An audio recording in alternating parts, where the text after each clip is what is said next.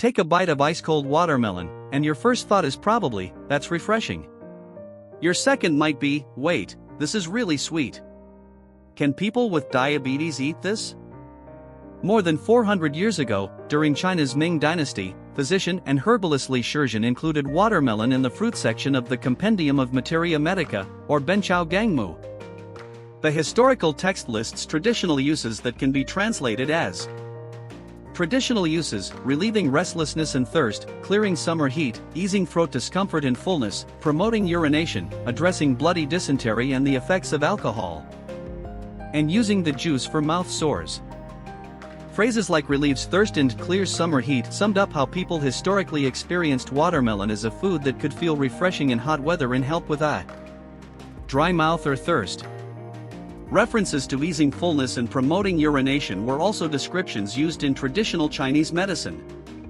The other claims, including treating throat problems, bloody dysentery, mouth sores, or the effects of alcohol, come from a historical medical text. They should not be treated as benefits proven by modern clinical research. People in the past focused on whether watermelon could quench thirst. Today, many people are more concerned about whether it raises blood sugar. To answer that, sweetness alone is not enough. We need to look at three things: how many carbohydrates are in one serving, its glycemic index, and how much you actually eat. How much sugar?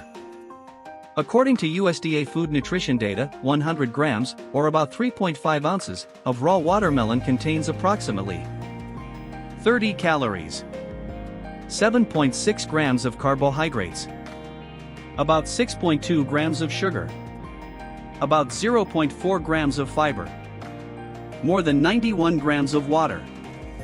1 cup of diced watermelon weighs about 152 grams, or a little over 5 ounces. It contains about 11.5 grams of carbohydrates, around 9 grams of sugar, and less than 1 gram of fiber. To make that more concrete, 2 cups of diced watermelon can provide close to 23 grams of carbohydrates. Eat 4 cups in one sitting, and you may go over 45 grams, which is getting close to the carbohydrate content of an entire meal for some people. Those numbers tell us two things at the same time. First, even though watermelon tastes sweet, it is not especially high in carbohydrates by weight because most of its weight is water. Second, watermelon is also very low in fiber. It does not offer the same fiber you would get from fruits like raspberries, pears, or apples. So there is not much of a fiber buffer to slow things down. If you eat a large amount quickly, your blood sugar after eating can still rise significantly. So, watermelon contains a lot of water does not mean you can eat as much as you want. And watermelon tastes very sweet does not mean one small piece will send your blood sugar out of control. The amount you eat is what determines the total sugar and carbohydrate load. GI, speed versus amount. You may have heard that watermelon has a high glycemic index, so people with diabetes should never eat it. That statement only tells half the story. Published GI values for watermelon vary, so no single number applies to every variety and every person. The glycemic index, usually shortened to GI, is mainly a measure of how quickly the carbohydrates in a food can raise blood sugar after you eat them. Think of GI like the speed of a car. A fast-moving car is worth paying attention to. But how far it can actually travel depends not only on its speed, but also on how much gas is in the tank. Watermelon works in a similar way. Its sugars may be absorbed fairly quickly, but more than 90% of watermelon is water. If you eat a normal small bowl, you are not taking in a huge amount of carbohydrate. For example, 1 cup of diced watermelon has about 11.5 grams of carbohydrates. Watermelon may deliver those carbohydrates relatively quickly, but that serving is not carrying as much sugar as many people imagine. Its total carbohydrate load is modest, although the actual blood sugar response can still vary from person to person. The problem starts when the serving keeps growing. A small bowl becomes 2 large bowls, or you sit down with half a watermelon and keep scooping. The carbohydrates entering your body keep adding up. The watermelon itself has not changed, but your blood sugar after eating may rise much more. So when you are judging how watermelon may affect your blood sugar, do not ask only, how fast does it raise blood sugar? Also ask, how much am I actually eating this time? That is why watermelon should not be labeled either eat as much as you want or completely off limits based on a GI label alone. The real impact comes from both the speed of absorption and the amount you eat. Whole fruit or juice? Using 1 cup of diced watermelon as a reference, you get about 11.5 grams of carbohydrates. If you count carbs, that number is much more useful than saying you ate a few pieces, because watermelon pieces can vary enormously in size. The easiest way to lose track is not usually sitting down and deliberately eating one measured serving of fruit. It is putting half a watermelon in front of you, turning on the TV, and eating straight from the rind. Watermelon contains a lot of water and is low in calories for its volume. But because it is light and refreshing, your sense of fullness may not tell you to stop soon enough. In the end, the problem is usually not one bite of watermelon. It is accidentally eating 3 or 4 servings. Watermelon juice deserves even more caution. Juicing does not remove the sugar. 1 large glass may contain several cups worth of watermelon flesh. Because there is no chewing, you can drink it much faster, and the signals that tell you that you are getting full are weaker. If you strain out the pulp, you remove even more of the already small amount of fiber.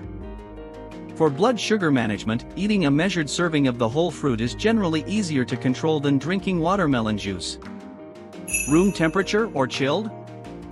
From a blood sugar standpoint, putting a watermelon in the refrigerator does not add sugar to it. Chilling it does not turn it into a low-sugar food either.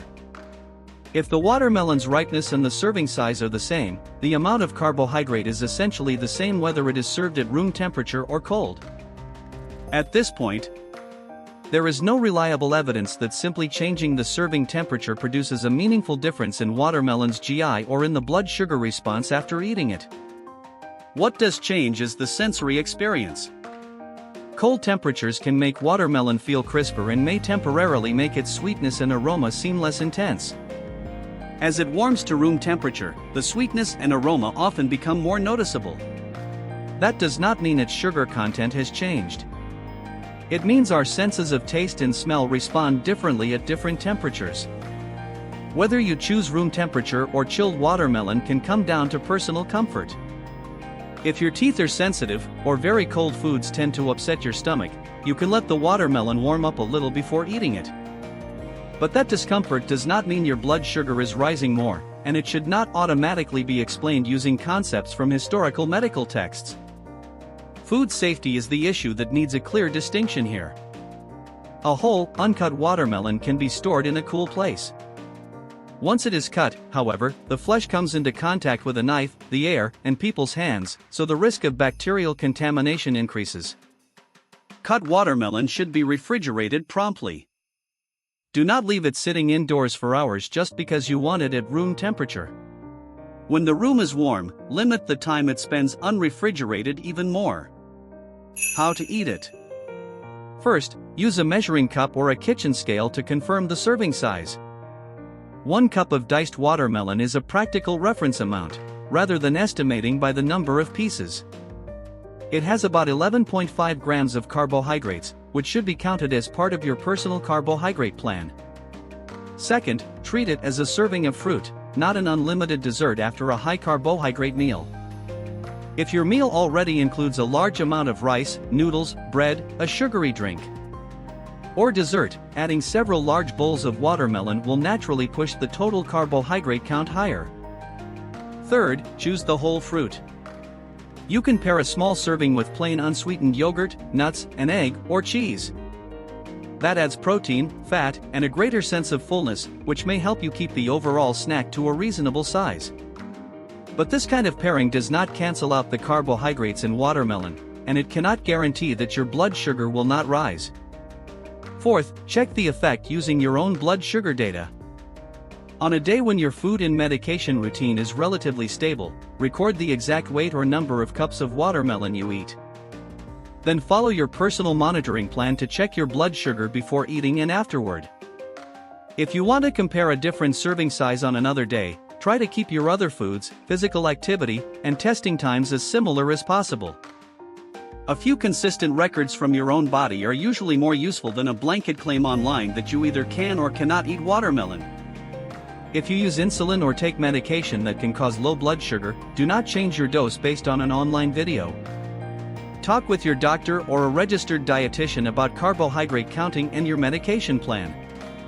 The bottom line: watermelon is not a sugar-free fruit.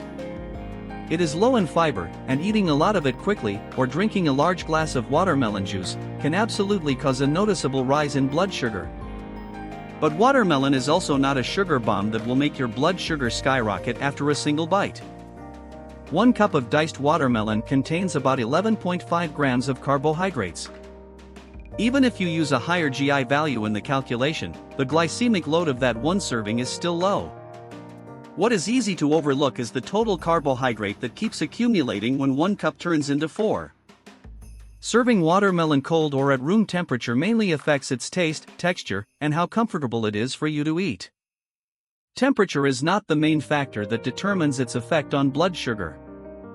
For most people, the 3 most useful questions are simple: how much did you eat? What did you eat with it? And what did your own blood sugar actually do? Centuries ago, the Compendium of Materia Medica recorded watermelon's traditional use for thirst in summer heat. Modern nutrition adds a practical answer: yes, you can eat watermelon. Just do not sit down with half of one and use "it's mostly water" to convince yourself that serving size no longer matters.